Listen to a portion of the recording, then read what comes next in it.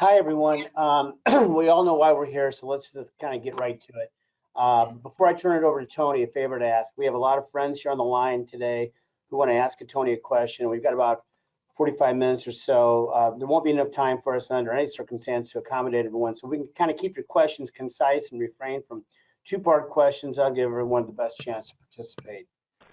So now, without further delay, it's my privilege to introduce to you AEW CEO, GM, and Head of Creative, Tony Khan. Tony, why don't you offer some opening thoughts, and then we'll open the line for questions.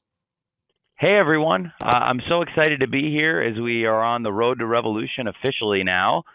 Thank you, everyone, for waiting. I really do appreciate it, and I value everyone's time on this call, and it means a lot, every single one of you that dialed in. I think generally most people here are big wrestling fans like I am, and I'm very excited for tonight. It's a big night. We have a big announcement to come, and there are a lot of big things in the future for AEW and pro wrestling in general. And tonight is a big part of it, and we're on our way to one of our biggest events we've ever had. Revolution always is a fun, great event, and I think, by the way, is anybody here an echo? Anybody hearing the echo right now? Hopefully it's not more tech issues. I got it, Tony. Yep. Thank you very much. I appreciate that. That was going to be a long afternoon if everything I heard was echoed. So thank you very much. And Revolution is always one of our best events. And I am very much looking forward to a great Revolution. And you're all a huge part of it. So thanks for being here today. All right. Thanks, Tony. All right. So we're going to do as we normally do. I'm going to name who's up first and then who's on deck. So let's start with Garrett Martin from Pace Magazine, and following Garrett will be Brandon Thurston from WrestleNomics. Garrett, you're Great. Up. Hey, Tony, you mentioned the big announcement. I know that's just a few hours away, but is there any insight you can give us about it before the show tonight? I've kind of given hints. I probably don't want to say too much more before we go live on TBS tonight.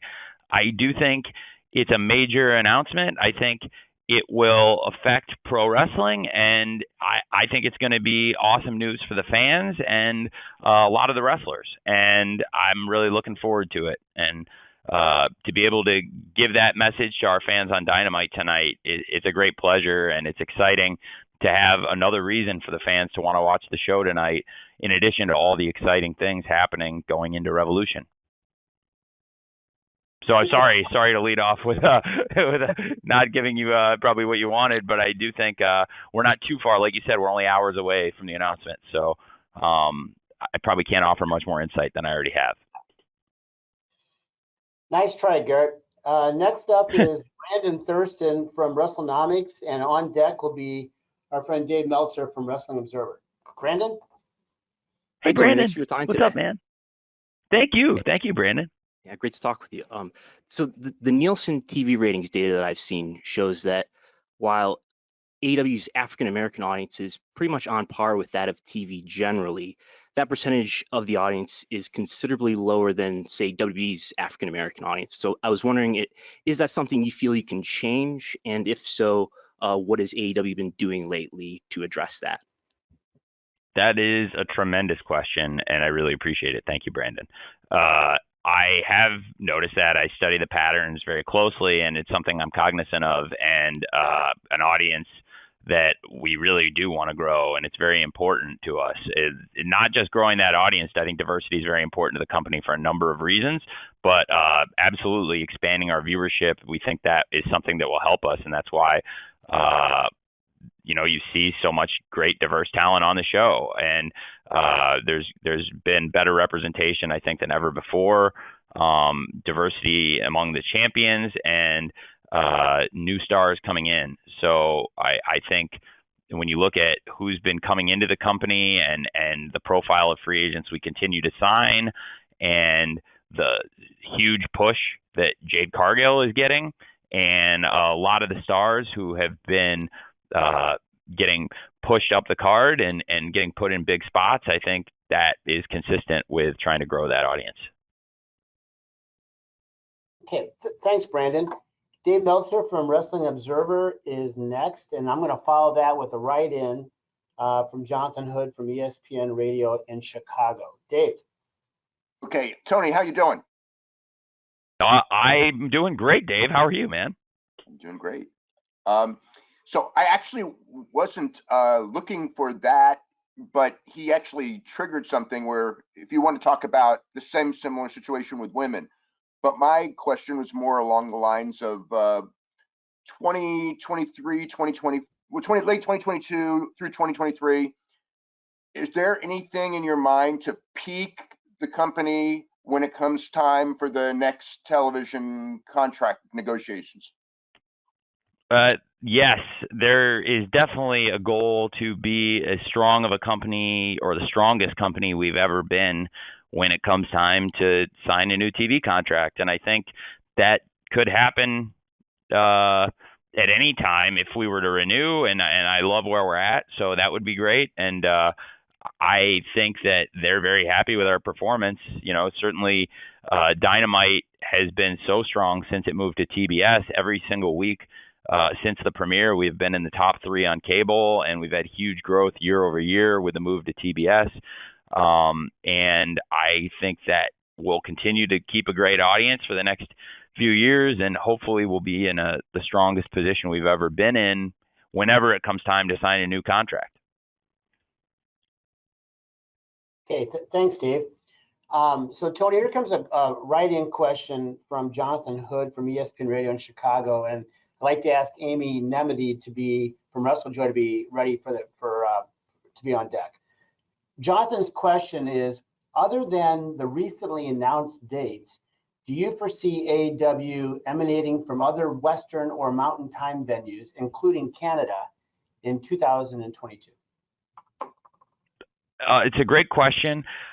You know, obviously we have announced Double or Nothing coming to Las Vegas, and after Double or Nothing, our TV is coming through Southern California with Dynamite at the Forum June 1st, and with Rampage coming to Ontario on June 3rd, and we'll be at the Toyota Center for that event. And I do look forward to hopefully doing more shows on the West Coast and the Mountain Time zones.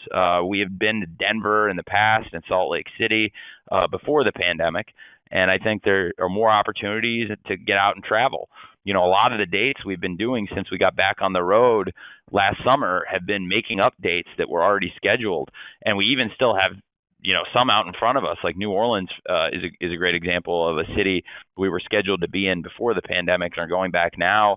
And there are still some others that we had planned to hit before that we're going to go back to that we never made it to. And I would love to go back and hit some of those cities as soon as we can. So yes, that is definitely a goal for us. Fantastic. Thanks, Jonathan, for the write-in. Amy Nemedy from WrestleJoy is next, and she will be followed by Greg Oliver from Slam Wrestling. Amy, you're up.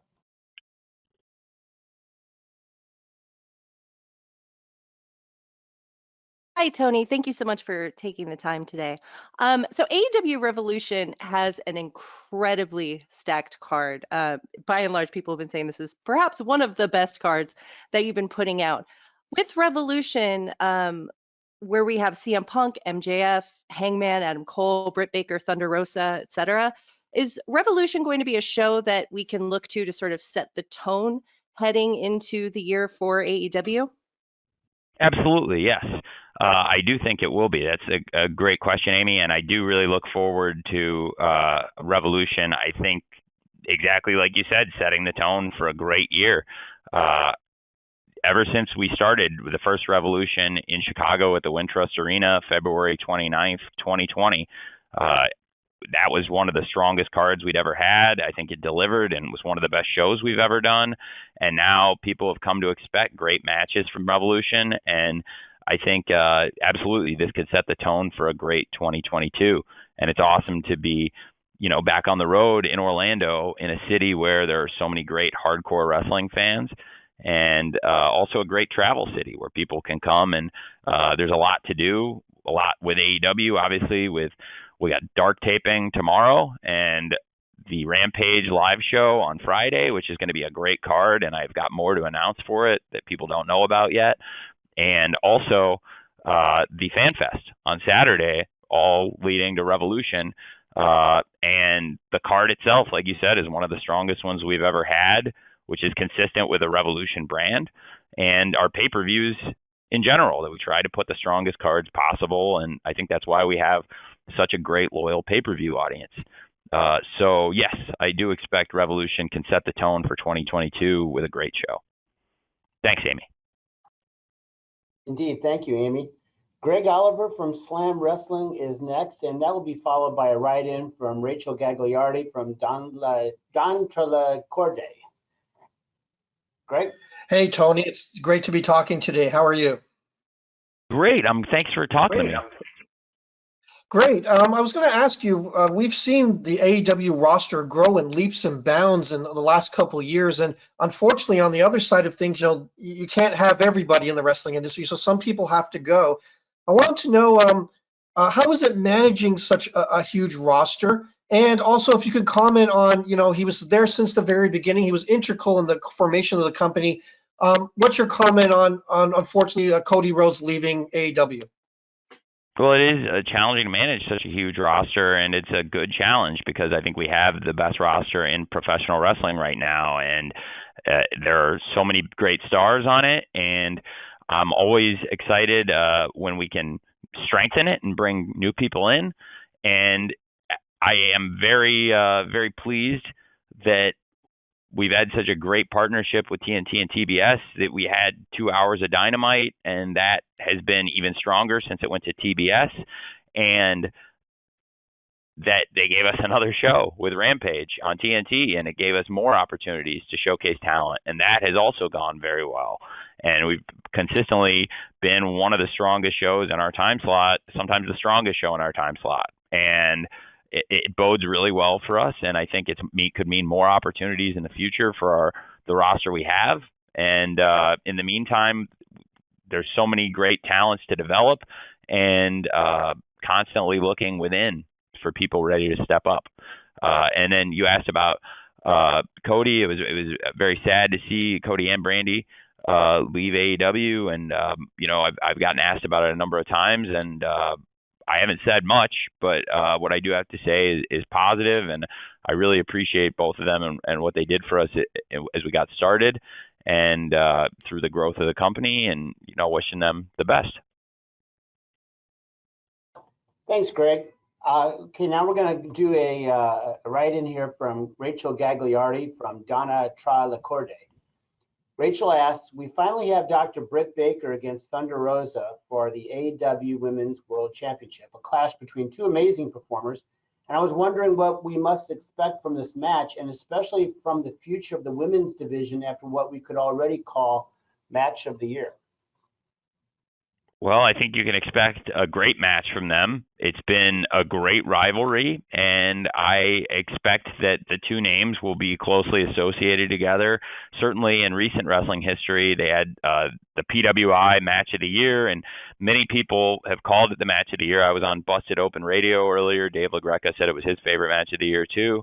And a lot of the fans have come up and mentioned it as one of their favorites. So the Lights Out match they had was a classic. I think this is another chapter in a great rivalry, and I'm really excited to see now, finally for the championship, Dr. Britt Baker defending the title against Thunder Rosa. It's a huge match, and it means a lot.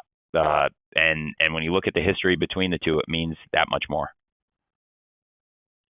Thanks, Rachel. And as I was practicing how to pronounce Donna Trelacorde, I forgot to ask Mike Johnson to be ready from PW Insider. So, Mike, you're going to be next, and following Mike will be Chris Mueller from Bleacher Report. Mike, you good to go? I am good to go. How are you guys doing? Great, Mike. How are you, sir? I'm good. So our good friend Greg Oliver in Canada took my two questions. So I will ask this one, which we always get, especially from younger readers, including my son. What are the plans at this point to start to get the library into a streaming service? whether something that's self-produced by the company or perhaps HBO Max, which just announced they're going to start doing some live sports. We constantly hear from younger, and when I say younger, I mean 20s to early 30s readers who don't want to be trapped into watching something on a DVR and just want to stream something on their phone. Is there any inroads made or any update on AEW having past content or current content streaming where they can find it on devices or a streaming service? Well, that's a great question. Thanks, Mike. I get asked that a lot myself too. I've been asked it several times today and in the past week. It's absolutely something that we're looking to do. I can't say much more about it right now, but absolutely we work with one of the greatest tech companies and one of the greatest content companies in the world, with Warner Media, and they're constantly growing their library and their offerings, and there would be, I think, great opportunities working together on that potentially. And I think it would be very good for the fans and absolutely for the younger fan base, especially. Streaming is more so a part of their life and how they interact with content, and so it makes a lot of sense. Thanks, Mike. Next up will be Chris Mueller from Bleacher Report, and I'm going to follow Chris with a write-in from Randy Zelia from Back Sports Page. Chris? Great.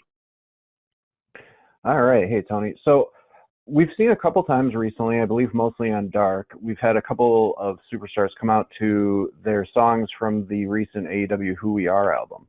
I was curious if there's been any thought on your part of making some of those the permanent entrance music for anybody, or if maybe we might see it used for special occasions like the upcoming Revolution show. I'm leaving that to some extent up to the wrestlers themselves, especially because I think those are great tracks and they're examples where I think they're great songs to tell the stories of the wrestlers, but then there's other examples where they're great entrances. Some people have wanted to use them as their entrance and other people have not. So I'm taking it on a case-by-case basis. So that's why it's a really good question, Doc. For example, we were at the Dark tapings and we experimented with Will Hobbs, which is using his song off the album, which is a great song. And he came out and he said, I really liked it, but in the future, I think I'd like to use my original song, the Powerhouse Hobbs song. And he felt like he gets a big pop and he's established it. So he loves the song off the track, but he also would probably for the arenas and the matches use his original song. And then there are other people who really would like to use it, I think, as their entrance theme going forward. And we're going to literally, as we were about to get started here, I heard from Scorpio Sky that he was interested in using his as his entrance and experimenting with that. And so we're going to do that. And there are a number of other wrestlers who have tracks on there, and I'm open to using them. So it's on a case-by-case basis, I think. And one of the most important things is that the wrestlers themselves feel good about what they're walking out to. In general, I've never asked anybody to walk out to a song they don't feel good about. I don't think it makes any sense, and it's not sustainable. So I hope that makes sense and kind of answers what you're looking for, Doc. Thanks, Chris. Coming up next here, I'm going to read a write-in question from Randy Zelia from Back Sports Page. Following this write-in question will be Stephanie McGee from Digital Spy. Tony, Randy asks, how difficult is it to manage this roster knowing you only have a set amount of hours each week?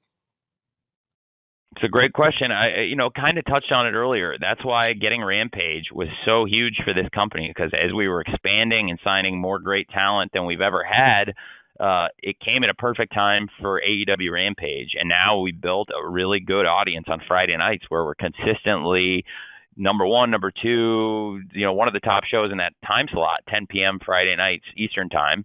And that helped tremendously. And I think we get more wrestlers on TV, and it's helped us feature a lot of the stars we have and also develop young wrestlers.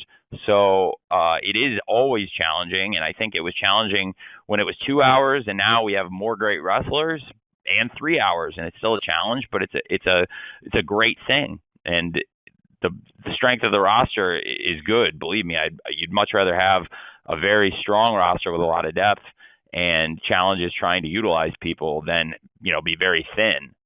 During the pandemic, especially at the beginning, I was working with a very thin crew and did the best I could to make the most of what everyone contributed. And those people did a lot for us and they did great. And, you know, I'm very grateful to have a very deep crew now. Thanks, Randy. Okay, Stephanie McGee from Digital Spy is next. Stephanie will be followed by Connor Casey from Comic Book. Stephanie, you're up. Hey, Tony. It's Stephanie Chase. How are you? I'm well. Thanks for joining us today, Steph. I wanted to ask, as you were saying earlier, like it's another stacked card, and this is something I know I've asked you before previous pay-per-view, but can you talk a little bit about putting together the match order for this one? We know we've got the world title match, Adam Cole and Adam Page, but also like something as big as the Punk MJF dog collar match, how you've kind of worked out where something like that should be placed. Well, it's a great question. It's always challenging putting the card order together. I think this show with so many great matches is probably the most challenging ever, but it's going to come together and it's going to be a great wrestling pay-per-view.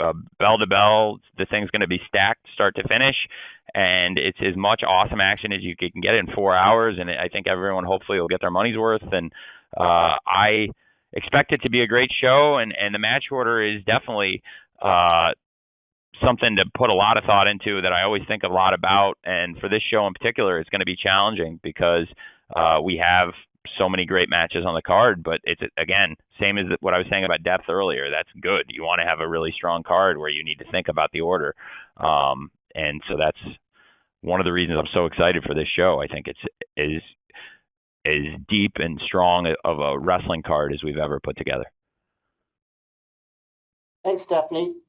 Following Connor Casey, I'm going to take another write-in question. So Connor, you're up next, and then I'll have a write-in to follow. Connor?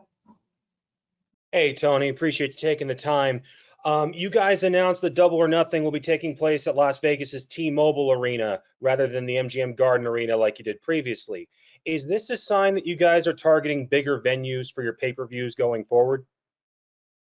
Well, it is. I think, you know, we're still looking at a variety of venues, but I think that's a great venue for us. It's a premium pay-per-view, and I think absolutely looking at big venues, and T-Mobile is a top modern sports venue, and I think we had been at the MGM Grand, and that's a big venue too, and it's one of the biggest ones we've ever run. T-Mobile is a little bit newer and a little bit bigger, and I think we were looking forward to the challenge. So in this case, yeah, absolutely. Okay, thanks a lot, Connor. I've got a write-in question here from Eleanor Line from Eleanor Wrestling, whose question is probably the same question a lot of others have. Are there any plans for AEW to come to the UK in the near future? Well, that's another great question, and I don't have the exact dates. It's absolutely something I'm looking to do. Nothing I could officially announce today, but in particular, Craven Cottage is a venue where I would love to bring AEW. It's my favorite place in the world, and I can only imagine how happy it would make me to bring two things I love so much together in AEW and Craven Cottage, and for worlds to collide. I just think it would be really special. Jim, you know, I'm not trying to draw you into this and knock you off your moderator duties, but you know, I know you love the Cottage too, and it's just such a special place in the heart of the Fulham family, and I just think it would be really cool, and I would love to bring the Fulham family and the AEW people together. I think it would be neat. But I would also love to travel throughout the UK, and I have traveled extensively in England and the UK. I've driven pretty much all over the country of England, going to away matches and business meetings as the general manager and director of Fulham football. And so absolutely, it's something I really want to do. I just can't officially announce anything to you all today on that. I can announce other things today, but that's not what I'm going to get into today exactly. Well, thanks, Tony, and I totally agree on Craven Cottage, home of top of the table Fulham Football Club and the Sky Bet Championship, heading toward promotion. Nick Hausman from Wrestling Inc. will be next. And I'm going to follow Nick with Jason Powell with Pro Wrestling Net. Nick, are you good to go?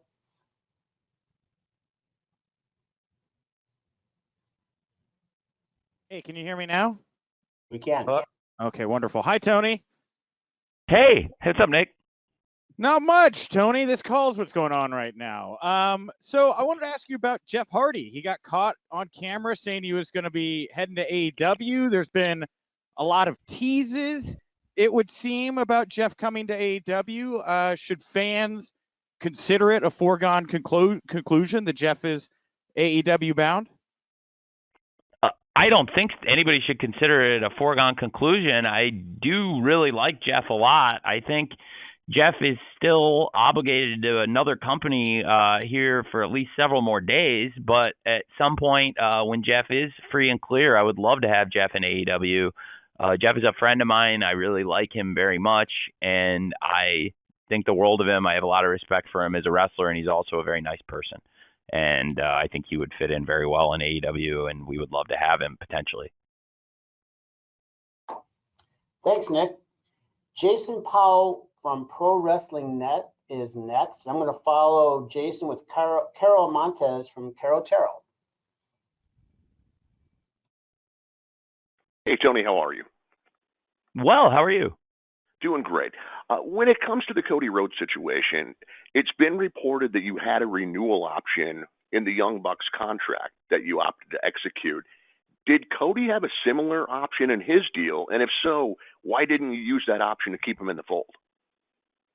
It's a great question. There have been a lot of great questions today. I know I say that a lot, but I honestly mean it. If I didn't think it wasn't a good one, I wouldn't say it. That is a very fair question to ask. I don't want to get too deep into it because a lot of this is personal between me and him, but I tried to reach a longer agreement with him beyond what we had for the option years, and it sounded like at one point I think that we were going to, honestly, and when we couldn't settle on it, the last thing I want to do is keep somebody here that isn't going to want to be here. So it didn't look like we were going to get a longer deal done, and I would have loved to have done it, and I have a lot of respect for him, but when we didn't come to terms on that, it made it pretty clear where we were going to end up on things, and that being said, I've said nothing but respectful stuff about Cody, and I'll continue to. Thanks, Jason. Caro Montez from Caro Taro is a write-in, so I'm going to read his question and ask Sean Ross Sapp from Fightful.com to be ready after this. Caro asks, Tony, Mikey Ruckus and the music department do a fantastic job with the music. Do you plan on hosting a concert this weekend showcasing AEW music? Do you plan on doing more events like this for fans in the future? And what do you have in mind to maintain fan engagement? That is something we are doing. There's a concert this weekend. Mikey has composed so many great themes and performed a lot of these themes, and it's a great chance for him to go play live for the fans, and they'll get to hear these themes live for the first time with Mikey playing them, and he's done so great writing some of these songs, and I just think it's a great opportunity for the fans to have a good time and do something different and let loose. And it's a very different experience going to a concert than going to a wrestling show, but this is kind of a mix of the two worlds, and going to have a good time at the concert, but still with your wrestling friends and doing something wrestling related on the road to Revolution this big pay-per-view weekend. And I really, I just think it'll be a lot of fun. So I think that for fan engagement, we made those songs available online, and some of them have really caught on and become hits. We've had a great interest in the new Keith Lee track, for example. Adam Cole's song has been the #1 metal song and the #1 rock song on iTunes, which is awesome for us. And it bodes really well for Adam Cole and for our music department. And so Mikey does a great job, and I think we'll continue to put out more great themes. and for staying engaged with the audience. I think these are great events, and we're trying to put more different things on the pay-per-view weekends, like the Fan Fest and Mikey's concert, different things to make the pay-per-view weekends feel special. Something I don't know if I've mentioned to anybody, this might be the first time I'm breaking it, here in Jacksonville right now is a content creator who I really like, RJ City. I think does a great job developing content, and I'd seen him doing some stuff other places. And we're on the road to Revolution, and it's such a big event, and I'm part of the IWC, like pretty much everyone on this call is part of the internet wrestling community, and I have been since I was a very small child on dial-up internet, and it's still a big part of me. And I thought his stuff is great. He popped me.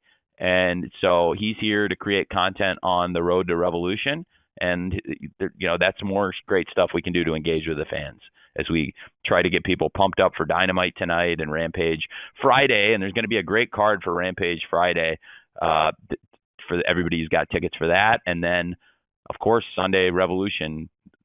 It's going to be a great week. Thanks, Carl, for that write-in. Sean Rossap from Fightful is next, and Sean will be followed by Shaquille Majori from CBSSports.com. Sean. Hey, Tony. Thanks for doing this. Very happy to hear the RJ City stuff. He's great, but wanted to ask you about the potential of trios titles. That's something that you often see fans discussing. Is it something you're considering, maybe even in the near future? And what are maybe some of the pros and cons of that from your view? Well, sorry for a second, Nick. I got a bit of static when you asked your question. So I'm sorry, Sean. Sorry. So when you said, can you go back? I heard you mention RJ City, and then I got a bit of static when you were talking. Sorry. Yeah, a lot of fans have asked about trios titles. Or have you considered bringing those in? Okay, that's what you said. Sorry. Yeah. That's it. Okay, trios titles. So thanks, Sean. So I definitely think it's something that there's a lot of interest in. I've seen that, and we have a lot of great trios here. I am very interested in it. I'll be 100% honest with you. This is the most blunt answer I could give.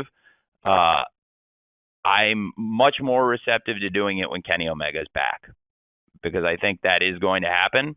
And when Kenny Omega is back, I think the trios division is that much stronger. We could do a great tournament now and have a great trios division, but I think he would make it that much stronger. And I have so much respect for him, and I think he was such a great world champion for us.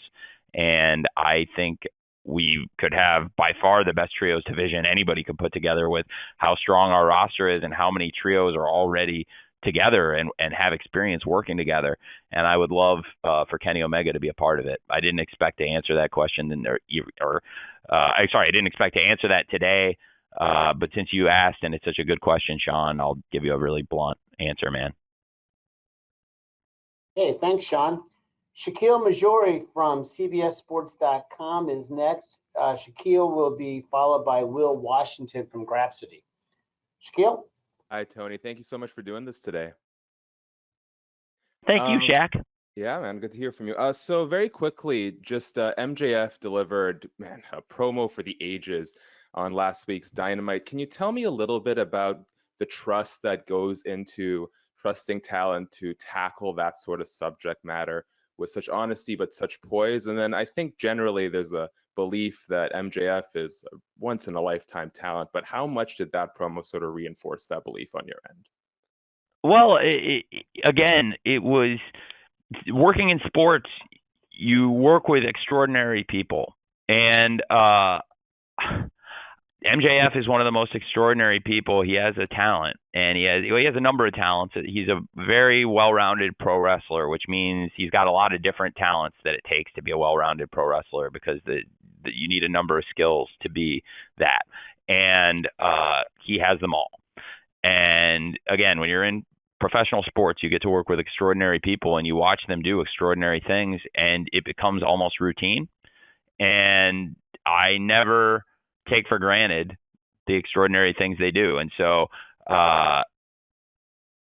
I never want to let it be routine or take it for granted when MJF goes out and does something outstanding. I've heard him give some of the best promos in modern wrestling, and what he went out and said, it was very moving, and it moved a lot of people, and it spoke to a lot of people, and it was not the person they expected to hear it from, which I think made it that much more impactful of a statement. And I thought it was phenomenal what he said and what he did out there, and I don't think that's at all inconsistent with who MJF is and what he's capable of. He's a phenomenal person who does extraordinary things. Thanks, Shaq. Next up is Will Washington from Grapsity. Will be followed by John Alba from Ad Free Shows. Will. Hey, Tony, how's it going? Hey, good, Will. How are you? I'm doing very good. And I'm also really looking forward to Revolution. I think the card looks amazing. I'm actually really looking forward to all 9 matches and being in attendance for them. But one of the most anticipated matches on the card is the showdown for the women's world title between Thunder Rosa and the champion Dr. Britt Baker, DMD. The last time these two faced off was at last year's St. Patrick's Day Slam, and it was historic for a few reasons, one of them being the first ever women's main event for AEW. And being that the stakes are raised this time around and the profile of both stars, and Britt's talked about it a lot as a goal of one of hers, is there any chance that this main event's Revolution? And if not, do you see it happening at any of the upcoming pay-per-view events in the near future? I definitely think it's some of our major events. Britt has main evented some of the biggest events in the history of the company already. Britt was a main eventer against Ruby Soho at the Grand Slam, which was the biggest event we've ever had in terms of fan attendance and mainstream attention.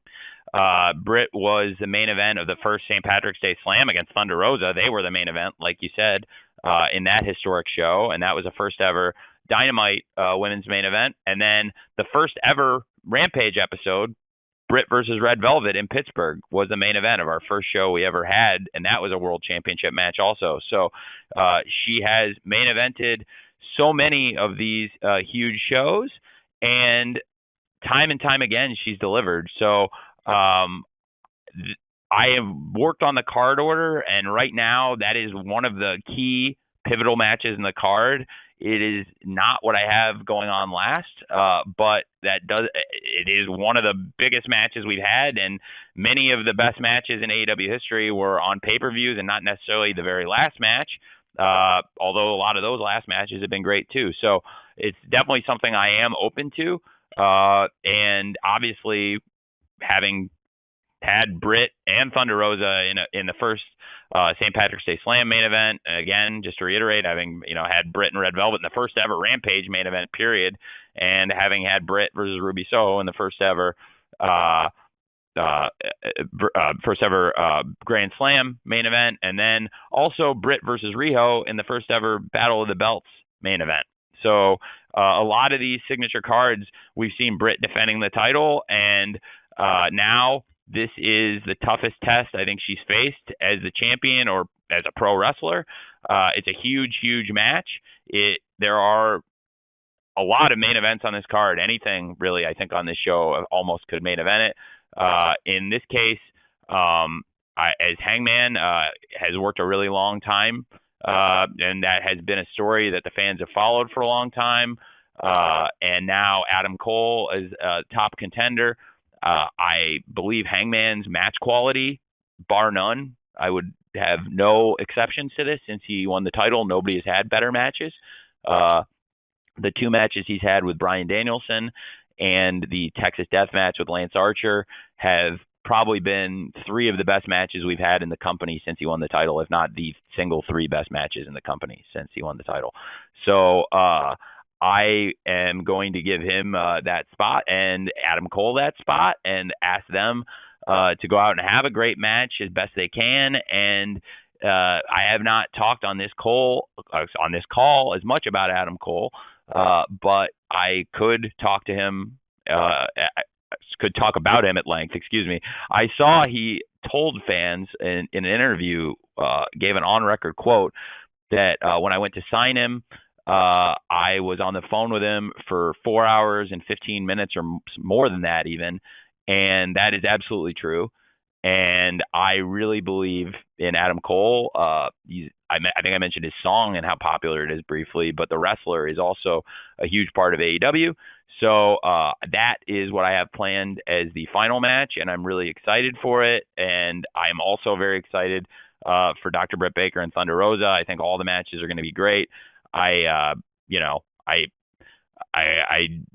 being probably very forthcoming in that answer, but I wanted to give you an honest answer now about what I'm thinking on the card order, and I think that there are also a number of other huge matches that night. Obviously, Britt versus Thunder Rosa is one of the real selling matches on this card, that world title match, but also the dog collar match with Punk versus MJF, Moxley versus Danielson, Kingston versus Jericho, and so many others, in addition to all the great championship matches and matches with championship implications. So it is probably the most challenging card to put an order on that I've ever had. But in this case, I am planning for Hangman versus Cole to go out there last. Thanks, Will. Tony, you got a few more minutes for a few more questions? Or we running? Love it. Yeah, please. I would love to. Yeah. Okay, just want to make sure you're good with your time. So John Alba with ad-free shows is next. Then I'm going to do a write-in from Claire Stanley from One Stop Wrestling. John. Tony, thank you as always for taking the time. Hope your day is treating you well. Looking forward to being at Dynamite tonight and at Revolution this weekend. A name that I wanted to ask you about is the former Cesaro, who we just found out recently is a free agent. AEW can obviously only add so many guys, but the sentiment among a lot of people in that IWC that you mentioned before is that that's a guy that could probably contribute in a multitude of ways, not just in the ring. Is he somebody that you've looked at in terms of bringing in potentially? I do like him a lot. And I have to say, I've met him many years ago, and he's a real gentleman, Claudio. I have a ton of respect for him as a pro wrestler. I think he's a great athlete. He's a phenomenal athlete. Let's be honest. His strength is, tip top. He's very few peers in the power department, and also mentally, he puts great matches together. He's got great psychology and just a great guy. So yeah, I mean, that's always something I would be open to. Thanks, John.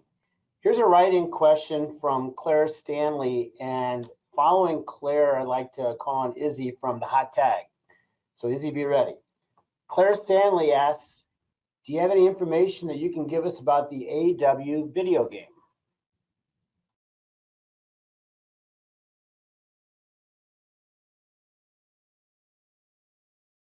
No, sorry, Jim. I had a bit of static on the line. So what about the video game? Sorry, Jim.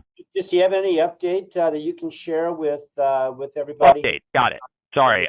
Yes. I don't have any specific updates other than that they're working every day on it, and people were recording voice tracks this week. I think at AEW Dark, we'll be recording some content. So anybody who's at Dark, you may end up in the video game as doing some chants. We'll be asking the crowd to give us a hand there, getting maybe even with some people who aren't there, getting their chants in the game. Just that'll be a lot of fun. And we're plugging away. So the console game is still on track, and I'm hopeful that we'll be able to give more updates on it soon. But it's been a major investment, and it's something that really is looking to pay off in a major way for us, I think, with all the interest in it. Thanks, Claire. Okay, I'm going to go with Izzy from the Hot Tag, and we're going to complete today's session with Bill Pritchard from Wrestlezone after Izzy has her moment here. So Izzy, you're up. Hi, Tony. How are you? Hey, I'm great. Izzy, how are you? I'm doing great. Thank you so much for asking, and thank you so much for taking the time today. I'm really excited to be talking to you. Now, this is the first major pay-per-view without Cody Rhodes being a part of AEW. We know the huge impact Cody has left on AEW, so does the roster and even yourself feel pressure to fill that void without the American Nightmare being present?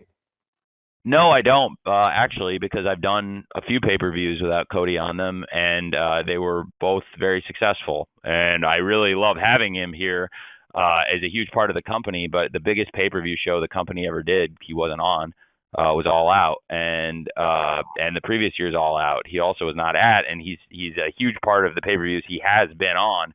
But I know we can do a really good pay-per-view without him on the card. But he's also great when he's been on the cards. So in that sense, no, I don't, because actually All Out, I think, is probably the best show we ever did. And in every show I think we ever do will be compared, I think, to All Out is probably all around as strong an event as I've ever been a part of. So I will miss him very much in a lot of ways, but in terms of feeling that pressure to put on a great pay-per-view, I don't feel that as much because we've done that. Okay, thanks, Izzy. Last, certainly not least, is Bill Pritchard from Wrestlezone. Bill, you're up. Hey, Tony, how are you? I'm great, Bill. How are you? Good. Earlier today, you had some really kind comments about Orange Cassidy on Busted Open. You used the phrase net positive despite somewhat of a mixed reaction from some groups. And I just wanted to know, another example of maybe somebody in that category is like a Danhausen. And I just wanted to know if there's a huge difference between those two guys, Bill. There's a huge difference between those two guys. They're both very, very engaging people. But when you compare the two people, they both have huge social engagement. There's similarities. There are definitely similarities. But in the ring, if you watch them enough and the work of the two people, I think they're very different wrestlers, if that makes sense. Yeah, I think that's fair. And, I'm a fan of both myself. But what I was going to ask is there a way that you can see using the net positive as sort of a metric going forward for talent in the future, whether it's, somebody like one of those guys or just on a broader scale, just using that just to try to evaluate potential free agent signings? Yeah, man, for sure. I think in general, that's how you look at it, is what they're going to add to the company. I think, almost any wrestler of any repute and experience is going to have some fans, hopefully, and they bring them with them. And you're looking for somebody that's going to bring a lot of fans, and there may be some people that have detractors, and that is not always a bad thing. And I think so in that sense, they are very similar. The reason I jump on that is because like the point I made earlier today, in that interview, is when you talk about like in-ring ability and what the guys do, I think they're very different wrestlers, Orange Cassidy and Danhausen, and the way they approach the matches. They both have a lot of fans, a lot of kids that love both of them, a lot of young audience that responds really positively to them. And I think that's why there is some appeal. That's why I think they're good together. But I also think that, there's just a lot of differences. And so that's why I think that it's a good fit, because they complement each other very well. And Orange Cassidy, no matter what anybody thinks of him, has had a lot of matches that have done really big TV ratings, and has delivered in big match after big match after big match. And Danhausen is somebody who's got a huge audience already. Before he came to AEW, a lot of people really like him. And so comparing the two of them, I think, is apples and oranges. But if you're asking, which you are asking, if I'm using that kind of net positive as a good barometer for how I think somebody can affect the company, yeah, that's a great question, man. Absolutely. And it's an ever-changing barometer. I think one of the points I was making earlier on Busted Open, I think most people probably did not hear it, was that they asked me something that surprised me from the beginning of AEW, and I didn't know how popular he was going to become, Orange Cassidy. And one of the reasons that I've given him as much of a platform and as much TV time and big matches as I have, obviously he brings an audience, which is the most important thing, and he consistently delivers numbers for us. But also, it's because I really care about wrestling and good wrestling, and even if you don't like his tactics or his psychology, he can go. And he's a gifted athlete and a very gifted wrestler when he wants to try, so to speak. And that is kind of some of the stuff I was saying about him. So I think Danhausen is such a charismatic person, and to have the two of them out there together, clearly the fans really respond to it. So that's why I think they're such a good pair, because I think they have a lot of similarities and some big differences too that make them very complementary. Okay, thanks, Bill, and thanks, Tony, and thanks to everyone. We wish we had more time, but you know, the clock is unforgiving, especially with Dynamite ahead in just a few hours. So with that, again, Tony, thanks for hanging on and getting us through the technical difficulties. And on behalf of everyone, on behalf of Tony and everyone at AEW, our sincere thanks, not only for attending today, but for your continued interest in AEW and your passion for wrestling. We'll be distributing an audio recording here shortly to all attendees. So be looking for that. And then, you know, until we meet again, perhaps in Orlando for Revolution on Sunday, we wish you the very best. Again, thanks a million for joining us. Hey, may I have a one chance, Jim, to say goodbye to everybody? Absolutely, you may. I would love to. If anybody's still on, half you people probably hung up, but I just really appreciate everybody being here today. It means a lot. Dave, I saw, I'm looking through here as I was about to say goodbye. I'm looking through. Dave, I think you may have misunderstood what I was saying. I said the match order would be very difficult. I never said they would have trouble following any of these matches, Page versus Cole. I think that they can follow anybody, Hangman Page and Adam Cole, two of the best wrestlers in the world. So no, I did not say that, Dave. And also, Sean, I apologize to you for calling you Nick earlier. Nick's question was so good, I still was thinking about it, and then I had some static on yours, Sean. So thanks for that. And everyone else, I really appreciate you all being here. And thank you for giving us this chance to promote Revolution and also talk to you and answer questions. And if there's anybody whose questions I didn't get, I'm genuinely sorry. I will stay in the scrum as long as I need to answer every single person's questions. And I just really appreciate you all supporting AEW and supporting Revolution by covering us. And I know a lot of you are not in the business of being fans, but a lot of you are wrestling fans anyway. So I thank you for that. And I hope you enjoy the show as fans, and hopefully I'll get to answer everyone's questions in the scrum. So thank you for that. Thank you, Tony. And thanks again, really, to everybody for joining us. This is always a great tradition for AEW ahead of the pay-per-views, and we always look forward to it. And so again, on behalf of Tony and everyone at AEW, 1,000 thanks for all you do. Thanks, everyone. Cheers. Thanks, all.